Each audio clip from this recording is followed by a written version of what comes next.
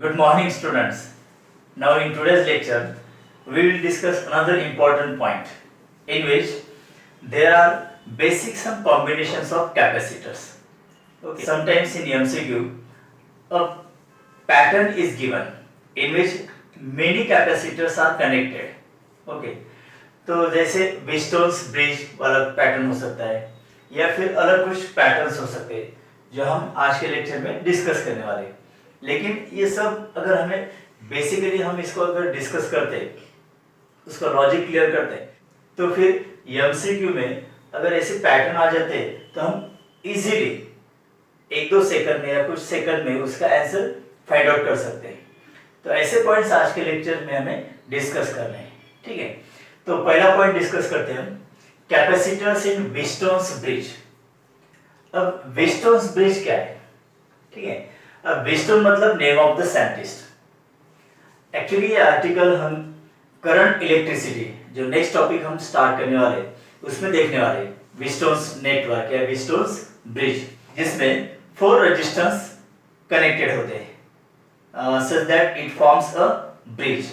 Okay, और 4 resistance के बीच एक रिलेशन होता है that is known as imbalanced condition. Okay, तो यहाँ पर हम सिर्फ बैलेंस कंडीशन विस्टोन ब्रिज में क्या होती है और उसका यहाँ पर कैसे हमें यूज करना है सिर्फ यही यहाँ पर समझ लेते हैं। ओके, देखिए विस्टोन ब्रिज, अब इंस्टेड ऑफ रेजिस्टेंस हम यहाँ पर कैपेसिटर्स कंसीडर करते हैं।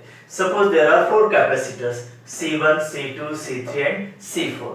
They are connected such that it forms a network. Okay, and this is also known as bridge, known as Wheatstone's bridge. Now, there are 4 points P, Q, R, S. So this is one network P, Q, R, S. अब और एक fifth condenser यहाँ पर connected है between the points Q and S. This is C5. Okay. Now, balance condition क्या होती है? सिर्फ यहाँ पर इतना ही पॉइंट हमें क्लियर करना है, बाकी का पूरा जो लॉजिक है आर्टिकल है विस्टोन ब्रिज वो हम नेक्स्ट टॉपिक में क्लियर करने वाले हैं। नाउ बैलेंस कंडीशन क्या होती है? देखिए in a balance condition, okay, in balance condition क्या होता है कि potential at Q point and potential at S point same होता है। For example suppose battery is connected, suppose यहाँ पर positive terminal of the battery और यहाँ पर negative terminal of the battery connected है, ऐसी बैटरी कनेक्टेड है। ओके, तो Q पॉइंट और S पॉइंट पर पोटेंशियल सेम होता है, ये कंडीशन है एक्चुअल में। मतलब Q पॉइंट पर पोटेंशियल की लेवल और S पॉइंट पर पोटेंशियल की लेवल सेम हो जाती है। अब potential Q and S point पर अगर सेम है तो along branch QS charge flow होगा क्या? नहीं, बिकॉज चार्ज कब फ्लो होता है? From higher potential level to lower potential level. अगर Q पॉइंट और S पॉइंट पर दोनों पॉइंट पर पोटेंशियल सेम है तो फ्रॉम Q टू S या फिर S to Q charge flow नहीं होगा। ठीक है, अब कैपेसिटर C5 इसमें से अगर चार्ज फ्लो नहीं होता है तो that is not consider in this diagram because it is inactive. हम इसको इनएक्टिव कहेंगे because charge is not flowing through capacitor C5। अब इस कंडीशन में क्या होता है? देखिए अगर इसको हेड कर देते हम तो C1 C2 ये सीरीज में होगा, राइट, और C3 C4 ये भी सीरीज में होगा। तो सीरीज कॉम्बिनेशन और ये सीरीज कॉम्बिनेशन दोनों एक दूसरे को फिर पैरेलल कॉम्बिनेशन, तो इससे हम C equivalent between P and R point निकाल सकते हैं। ये लॉजिक इसके पीछे एक पॉइंट हो गया। और कौन सा पॉइंट होता है? जब Q और S पॉइंट पर पोटेंशियल सेम होता है तब और एक कंडीशन यहाँ पर सेटिस्फाई हो जाती है, that is C1 by C2 is equal to C3 by C4। मतलब C1 C2 का जितना रेशो होगा उतना ही रेशो C3 एंड C4 का होता है। For example, okay, suppose C1 की वैल्यू है यहाँ पर C और C2 की वैल्यू हम लेते हैं यहाँ पर 2C, तो C1 by C2, C1 की वैल्यू C अपॉन 2C, तो इसका रेशो कितना आएगा? 1/2। फॉर एग्जाम्पल C3 की वैल्यू यहाँ पर 3C, तो मुझे बताइए C4 की वैल्यू क्या होनी चाहिए? जैसे C1 की वैल्यू C है तो इसका डबल 2C, तो अगर C3 की वैल्यू 3C होती है तो C4 की वैल्यू कितनी होनी चाहिए, उससे डबल, मतलब 6C। जैसे कि देखिए C3 की वैल्यू कितनी है, 3C divide by C4 6C, तो इसका भी रेशियो कितना आएगा, 1/2। इसका मतलब C1/C2 is equal to C3/C4। ये कंडीशन यहाँ पर सेटिस्फाई होती है। So this is the balance condition in Wheatstone's network. Okay, अब यहाँ पर देखिए, सपोज C1 की वैल्यू है 1 माइक्रोफैरड, ओके, C2 की value 2 microfarad, C3 3 microfarad and C4 6 microfarad. कभी कभी न्यूमेरिकल में ये कंडीशन गिवन नहीं होती है, ठीक है, तब हमें ये वीटस्टोन्स ब्रिज बैलेंस है या नहीं ये कैसे पता चलेगा, तो इसके लिए फिर इनकी जो वैल्यूज होती है उनका रेशियो लेना होगा। ओके, जैसे 1 माइक्रोफैरड 2 माइक्रोफैरड C1/C2 कितना रेशियो आएगा, 1/2। अब C3/C4 का रेशियो लीजिए, 3 divide by 6 that is also 1/2। अगर C1/C2 is equal to C3/C4 आ जाता है तो इसका मतलब दिस ब्रिज और नेटवर्क इज बैलेंस्ड। तो ऐसे भी हम इसको ध्यान में रख सकते हैं, ठीक है। अगर किसी नेटवर्क में सपोज यहाँ पर C5 की वैल्यू यहाँ पर दी है सपोज 7 माइक्रोफैरड, ओके, C5 की वैल्यू कितनी, 7 माइक्रोफैरड। तो पहले क्या करेंगे हम, C1 C2 का रेशियो लेंगे, 1/2 आ जाता है। देन C3 C4 का रेशियो 3/6 दैट इज आल्सो 1/2। इसका मतलब ये ब्रिज यहाँ पर बैलेंस है। इसका मतलब क्या होता है, और Q पॉइंट और S पॉइंट इक्विपोटेंशियल है, ठीक है। अब ऐसे कंडीशन में हमें C5 यहाँ पर कंसीडर नहीं करना है। तब क्या होगा देखिए, 1 माइक्रोफैरड 2 माइक्रोफैरड सीरीज में कनेक्टेड है, ठीक है, तो उनका इक्विवेलेंट क्या आएगा, 1/1 प्लस 1/2, ओके, तो ये आ जाएगा। बाद में C3 और C4 भी सीरीज कॉम्बिनेशन में, तो इनका भी इक्विवेलेंट क्या आ जाएगा फिर 1/3 प्लस 1/6, ओके। तो फिर इनका जो पैरेलल होगा उनकी जस्ट एडिशन करनी, तो ऐसे हम इसका C इक्विवेलेंट निकाल सकते हैं। Okay, this is all about Wheatstone's bridge. Now अब वीटस्टोन ब्रिज इसी फॉर्म में नहीं होता है, हमेशा अलग अलग फॉर्म्स में होता है। तो न्यूमेरिकल्स एमसीक्यू में हम अलग अलग उसका पैटर्न देख सकते हैं। तो वीटस्टोन्स ब्रिज अलग अलग फॉर्म में कैसे पूछे जाते हैं ये पहले हम यहाँ पर डिस्कस कर लेंगे, मतलब आगे हमें कोई प्रॉब्लम नहीं होगी। ओके, देखिए डिफरेंट फॉर्म्स ऑफ वीटस्टोन्स ब्रिज।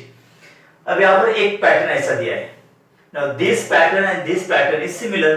देखिए PQRS, जैसे यहाँ पर PQRS है, ठीक है, P और Q के बीच एक capacitor C1, late this is C1, P and S के बीच C3 capacitor, P and S के बीच C3 कैपेसिटर है, Q एंड R के बीच C2, Q एंड R के बीच C2, R और S के बीच C4, R और S के बीच C4, और ये C5 यहाँ पर, ठीक है। तो फिर Q एंड S मतलब बैलेंस कंडीशन में इन दोनों के ऊपर पोटेंशियल सेम होता है, राइट। तब हम QS ब्रांच यहाँ पर निगलेक्ट कर देंगे, तो ये सीरीज उनका इक्विवेलेंट, फिर पैरेलल का इक्विवेलेंट हम निकाल सकते हैं। So this diagram is similar to Wheatstone's bridge. ये भी पैटर्न यहाँ पर देखिए, P पॉइंट, यहाँ पर P पॉइंट और यहाँ पर R पॉइंट है। तो this diagram is also similar to Wheatstone's network. देखिए C1 C2 C3 C4 और C5 है। देखिए Q पॉइंट और S पॉइंट पर पोटेंशियल सेम होता है, तो इन दोनों का रेशियो जितना होगा उतना ही रेशियो इन दोनों का होगा, राइट। तो वही डायग्राम यहाँ पर भी है। नाउ अब ये पैटर्न देखिए, P और Q के बीच एक कैपेसिटर, P और S के बीच एक कैपेसिटर, Q और R के बीच एक कैपेसिटर, ओके, S और R के बीच एक capacitor, and this is fifth capacitor C5, okay. यही पैटर्न, तो ये चारों पैटर्न्स मतलब वीटस्टोन्स ब्रिज के पैटर्न्स है। तो इसमें अगर कैपेसिटर्स का रेशियो सेम होता है तो ये बैलेंस कंडीशन है, या फिर बैलेंस कंडीशन अगर दी है तो इनका रेशियो सेम होता है, तो इसे हम कैलकुलेशंस कर सकते हैं, ठीक है। तो यहाँ पर कितने पैटर्न हो जाते हैं? 1 2 3 4 5। व्हीटस्टोन ब्रिज के और 2 डिफरेंट पैटर्न्स यहाँ पर हो सकते हैं। कैसे? देखिए, जैसे यहाँ पर ट्रायंगुलर पैटर्न है, ओके, PQRS, वही पैटर्न लेकिन उसको ट्रायंगुलर में रिप्रेजेंट किया है, ठीक है। जैसे PQ के बीच एक कैपेसिटर, PQ के बीच एक कैपेसिटर, देन QRS के बीच एक कैपेसिटर, P एंड S के बीच एक कैपेसिटर यहाँ पर, और Q और S के बीच ये 5th कैपेसिटर, ओके, Q और S के बीच। तो यही डायग्राम फिर से व्हीटस्टोन नेटवर्क है, मतलब ब्रिज है। नो, देखिए, this diagram is also equivalent to Wheatstone's bridge. कैसे? देखिए, P पॉइंट यहाँ पर अंदर है, ठीक है, PQRS। अब ये इसके जैसी कैसे है, ये देखते हैं हम यहाँ पर। सपोज हम क्या करेंगे, यहाँ पर P एंड R पॉइंट को यहाँ पर होल्ड करेंगे और ऐसे बाहर की तरफ लाएंगे, तो R पॉइंट यहाँ पर आ जाएगा, राइट। और फिर P पॉइंट अगर इधर लाते हैं, यहाँ पर, दिस इज P पॉइंट, तो ये ब्रांच यहाँ पर चली जाएगी, मतलब यहाँ पर कैपेसिटेंस आ जाएगा, तो ये यहाँ पर आ जाता है ऐसा, ठीक है। तो न्यू पैटर्न ये आ जाएगा फिर PQRS, तो इसके बीच एक कैपेसिटर है, ये वाला यहाँ पर चला जाता है, देन ये कैपेसिटर ये यहाँ पर चला जाता है, ओके, दिस आर 2 कैपेसिटर्स, और ये 5th कैपेसिटर यहीं पर रहेगा बिटवीन Q एंड S, जैसे बिटवीन Q एंड S वाला। So this is also similar to Wheatstone bridge. तो डिफरेंट पैटर्न्स यहाँ पर पूछे जा सकते हैं, लेकिन उसमें एक ही लॉजिक है, एक ही बेसिक पॉइंट है, that is in balance condition capacitors का रेशियो सेम हो जाता है। अगर रेशियो सेम हो जाता है तो फिर Q and S point equipotential पर है। अगर ऐसा दिया है कि Q point and S point are at equipotential, तो फिर हम इनका रेशियो ले सकते हैं। अगर ये इक्विपोटेंशियल है, मतलब नो चार्ज ऑन C5, तो ये ब्रांच हम इसमें से कैंसिल कर सकते हैं, तो फिर ये दोनों सीरीज, तो एज यूजुअल फिर हम पैरेलल कॉम्बिनेशन, सीरीज कॉम्बिनेशन से उसका इक्विवेलेंट भी निकाल सकते हैं। ओके स्टूडेंट्स, नाउ देखिए, अब यहाँ पर एक पैटर्न दिया है, तो आपको ये तो समझ में आ गया कि 1 2 3 4 5 6 7 ये सभी पैटर्न एक ही है, दैट इज व्हीटस्टोन्स ब्रिज के जैसा, ठीक है। सपोज इस क्वेश्चन को हम कंप्लीट करते हैं, तो यहाँ पर कितने कैपेसिटर्स है, देखिए 1 2 3 4 5 capacitors are there, okay, and 5 capacitors are identical, मतलब सबकी वैल्यू सेम होगी। No, C divide by C ratio कितना आएगा? 1, C divide by C ratio again 1 आएगा, तो ये बैलेंस कंडीशन में है। तो हम यहाँ पर Q और S के बीच जो कैपेसिटर है वो कंसीडर नहीं करेंगे, because Q and S points अब इक्विपोटेंशियल हो गए, मतलब इस कैपेसिटर से चार्ज फ्लो नहीं होगा, so this can be cancel, okay. No, अब देखिए, अगर इसको हम कैंसिल कर देते हैं यहाँ पर, तो this two are connected in series. अब सीरीज मतलब इनका इक्विवेलेंट क्या आ जाएगा यहाँ पर? 1/C plus 1/C, that is 2/C, this is 1/CS, right? तो CS1 की वैल्यू क्या आ जाएगी फिर? C/2। वैसे ये दो कैपेसिटर्स सीरीज कनेक्टेड है, तो इनका भी इक्विवेलेंट कितना आ जाता है? CS2 is equal to C/2, right? अब इसका इक्विवेलेंट आ गया C/2, इसका भी इक्विवेलेंट C/2। अब दोनों पैरेलल कॉम्बिनेशन में, अगर पैरेलल कॉम्बिनेशन होता है दोनों की एडिशन हो जाएगी, तो C इक्विवेलेंट क्या आ जाएगा फिर? CS1 plus CS2, तो C/2 plus C/2, so C equivalent is equal to C, ठीक है। अगर यहाँ पर C की वैल्यू है 4 microfarad, 4 microfarad, 4 microfarad, 4 microfarad, 4 microfarad, तब C equivalent between P and Q कितना होगा? 4 microfarad, because it is equal to C, ठीक है। तो ऐसा होगा ये। नाउ कुछ और एक्स्ट्रा पॉइंट्स हम डिस्कस करते हैं, बेसिक पॉइंट्स, जैसे 1 2, 3 एंड 4। तो यहाँ पर ये पैटर्न पहले डिस्कस करते हैं। Okay, now in first row there is one capacitor, in second row there are two capacitor. Remember all capacitors are identical, मतलब सबकी वैल्यू सेम होगी। थर्ड रो में अब 4 कैपेसिटर्स हैं, फोर्थ रो 8 कैपेसिटर्स, उसके बाद 16, 32 एटसेट्रा। ओके, ऐसा अगर ये इंफिनिटी रो होता है तो फिर इनका इक्विवेलेंट, मतलब सपोज यहाँ पर P पॉइंट और यहाँ पर Q पॉइंट है, तो P और Q के बीच ऐसे इनफिनिट रो अगर होते हैं और कैपेसिटर की संख्या कैसे होगी 1, 2, 4, 8, 16, 32, 64 एटसेट्रा, इस फॉर्मेट में होता है इनफिनिट। तो इनका इक्विवेलेंट क्या होता है? ओके, अगर ये क्वेश्चन आ जाता है तो हम यहाँ पर कंफ्यूज हो सकते हैं कि ये कैसे सॉल्व करना है। तो और ये इंफिनिटी रो भी है यहाँ पर, तो इसके लिए एक पॉइंट यहाँ पर याद रखिए, सी इक्विवेलेंट। अब देखिए इसका इक्विवेलेंट कितना आएगा सी। अब ये दोनों सीरीज कॉम्बिनेशन में, तो सीरीज कॉम्बिनेशन का इक्विवेलेंट क्या आ जाएगा 1/c + 1/c, that is 2/c, उसका रेसिप्रोकल c/2। ओके, अब 4 कैपेसिटर्स कनेक्टेड है, देखिए 1/c + 1/c + 1/c + 1/c, so this is 4/c, उसका रेसिप्रोकल c/4, यहाँ पर 8 है तो c/8, c/16, c/64 like that. Okay, अब इसमें से हम c कॉमन निकाल सकते हैं, तो ब्रैकेट में क्या रहेगा 1 + 1/2 + 1/4 + 1/8। ओके, तो इसको हम शॉर्टली ऐसे लिख सकते हैं c divided by this bracket 1 - 1/2। अब इसका डिफरेंस कितना आएगा 1/2, इसका रेसिप्रोकल 2। सो अगर ऐसी डायग्राम आ जाती है तो इसका capacitance, equivalence capacitance between this two terminal, ये हमेशा याद रखिए 2c होता है। कितना? Double 2c। सपोज यहाँ पर 3 माइक्रोफैरड, 3 माइक्रोफैरड, 3 माइक्रोफैरड। ओके, ये वैल्यू है कैपेसिटी की। तो इस फॉर्मेट में across P and Q C equivalent कितना होगा 2 × C, 2 × 3 microfarad, that is 6 microfarad. तो ये शॉर्ट ट्रिक्स आप याद रखिए। उसके बाद नेक्स्ट, अब यहाँ पर सीरीज कैपेसिटर्स कनेक्टेड थे in different rows. Now in first row there is only one capacitor. Okay, in second row there are 2 capacitors but now they are connected in parallel, जैसे यहाँ पर सीरीज में थे, यहाँ पर पैरेलल है। Now in third row there are 3 capacitors connected in parallel. Okay.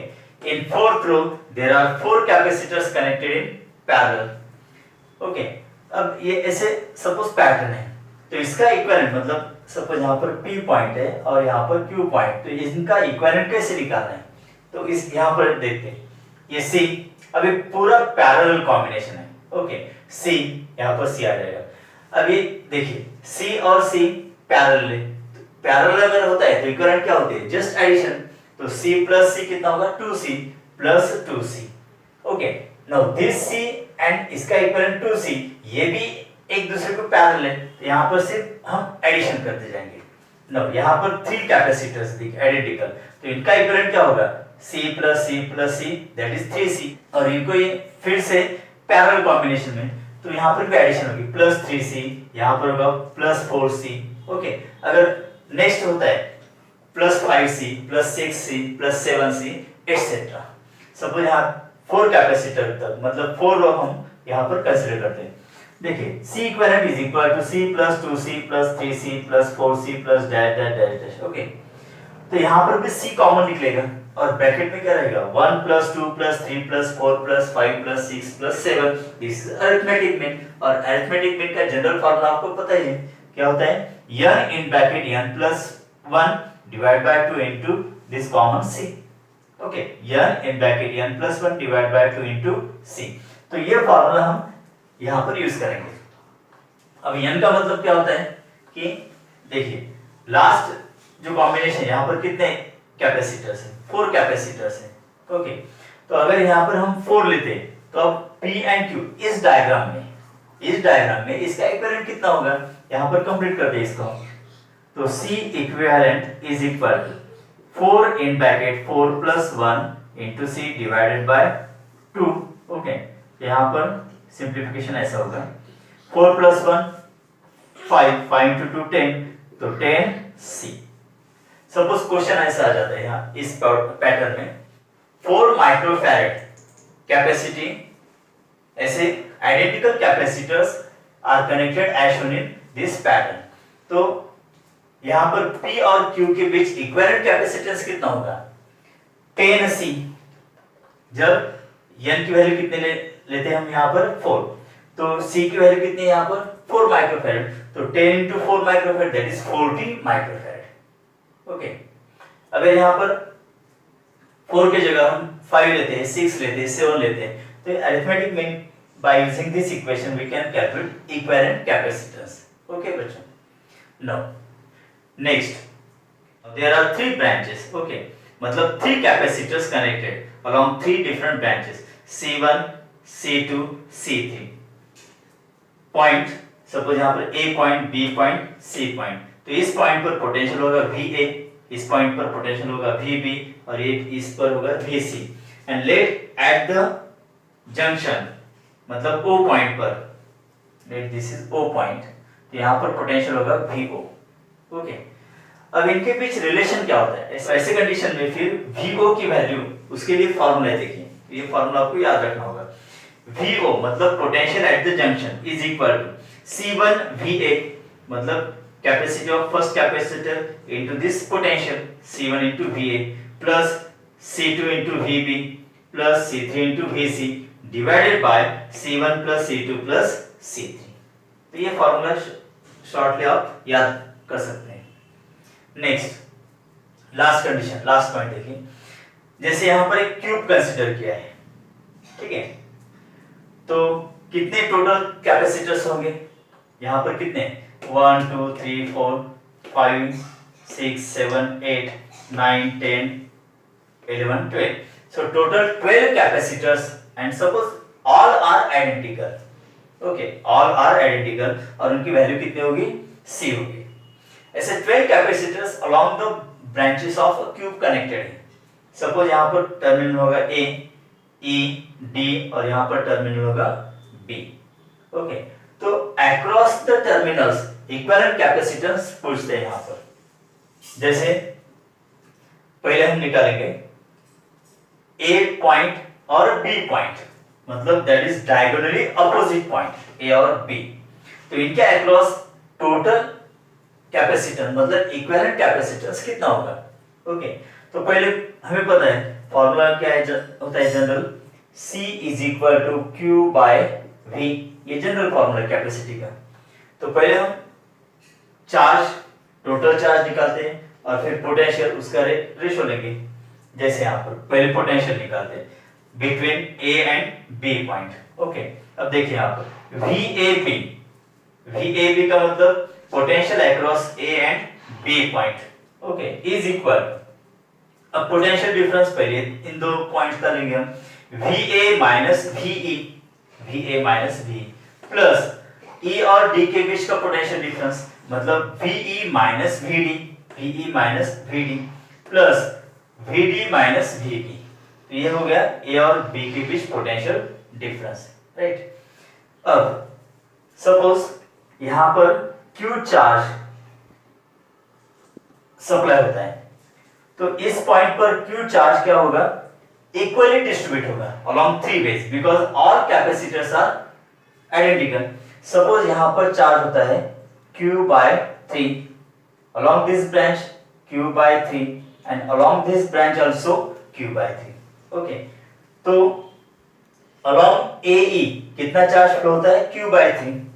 Okay, तो charge यहां पर देखिए Q by 3, जैसे यहां पर देखिए V is equal to Q by C, तो VA माइनस VE मतलब A और E के बीच पोटेंशियल, तो चार्ज कितना है यहाँ पर? Q by 3 एंड इसकी कैपेसिटी कितनी हमने कंसीडर की है? C प्लस यहां से यहां तक कितना चार्ज आता है? Q by 3। अब यहां पर वापस वो क्या होता है? डिस्ट्रीब्यूट हो जाता है, मतलब Q by 3 का हाफ चार्ज यहां पर चला जाएगा और हाफ चार्ज यहां पर चला जाएगा, मतलब Q by 3 का हाफ चार्ज कितना होगा? Q by 6, तो यहां पर Q by 6 और यहां पर कैपेसिटेंस कितनी होगी? C, तो Q by 6 अपॉन C, तो ये potential difference between E and D point. अब D और B के बीच देखिए यहाँ पर q बाय 6 हो जाता है, ओके, और इधर से फिर q बाय 6 आ जाता है, बिकॉज ये जो q बाय 3 यहाँ पर डिस्ट्रीब्यूट हो जाएगा ना, इधर q बाय 6 और इधर भी q by 6, now q by 6 यहाँ पर आएगा और यहाँ से q बाय 6, तो यहाँ पर चार्ज कितना होगा, q by 6 plus q by 6, 2 times q by 6, that is q by 3 again. So along DE q by 3 charge flow होता है. तो अगेन D और B के बीच देखिए पोटेंशियल, ये फॉर्मूला यूज करेंगे q बाय c, तो चार्ज कितना q बाय 3 और इसका कैपेसिटेंस होगा c. अब यहाँ पर potential difference between a and b, इसकी एडिशन कितनी आ जाती है 5 by 6 q by c, right. अब ये पोटेंशियल डिफरेंस आ गया. अब हमें कैपेसिटेंस निकालना है बिटवीन a एंड b, तो CAB मतलब equivalent capacitance between a and b point is equal to charge, total charge upon potential. Total charge q है और पोटेंशियल VAB ये यूज करना है 5 बाय 6 q बाय c. यहाँ पर q कैंसिल हो जाता है, ठीक है. तो फिर ये a और b के बीच इक्विवेलेंट कैपेसिटेंस कितना होगा 6 बाय 5 c. तो ये जनरल इक्वेशन यहाँ पर तैयार होगा. तो ये कुछ पॉइंट्स है आपको अब याद ही रखने होंगे. जैसे अगर ये डायग्राम आ जाती है, okay, and two diagonally opposite point के बीच इक्विवेलेंट कैपेसिटेंस निकालना है, तब उसके लिए फॉर्मूला फिक्स है. और कितना याद रखना है आपको 6 बाय 5 c. मतलब अगर यहाँ पर c की वैल्यू दी है 20 microfarad, okay, there are 12 capacitors of each having value 20 microfarad. तो डायगोनली अपोजिट पॉइंट के बीच इक्विवेलेंट कैपेसिटेंस कितना होगा 6 bye 5 into 20, 5 4s are 20, 6 4s are 24, तो 24 माइक्रोफैराड, ये उसका आंसर आ जाएगा. नो, अब एक और कुछ कांस्टेंट फॉर्मूले यहां पर दिए, जैसे equivalent capacitance between a and t, a point और d पॉइंट, ओके, जो क्यूब का बेस है उसका अपोजिट डायगोनल, मतलब यहाँ पर क्यूब a पॉइंट, यहाँ पर d पॉइंट, तो इनके बीच टोटल इक्विवेलेंट कैपेसिटेंस कितना होगा. अब ये भी कैपेसिटेंस में आ जाते हैं, तो सब a एंड d के बीच कितना होगा, अगर ये निकालना है तो इसके लिए फार्मूला क्या है 4 by 3 c. Then CAE, a और e, मतलब इन दोनों के बीच इक्विवेलेंट कैपेसिटेंस, मतलब ये तो c है और बाकी पूरे कॉम्बिनेशन इसको पैरेलल कनेक्टेड है. अगर इसको सॉल्व करते हैं तो डायरेक्ट फार्मूला यहाँ पर कौन सा आ जाता है, equivalent capacitance between a and a point 12 by 7 c. तो ये तीनों फॉर्मूलेज आपको याद रखने हैं, ओके, बिकॉज अगर ये याद करते हैं आप तो फिर आपका टाइम बच जाएगा while solving such type of MCQs. Okay students, so these are some important basic points. अगर ये लॉजिक हमें क्लियर हो जाता है तो इससे रिलेटेड ऐसे डायग्राम्स हम इजीली सॉल्व कर सकते हैं. ओके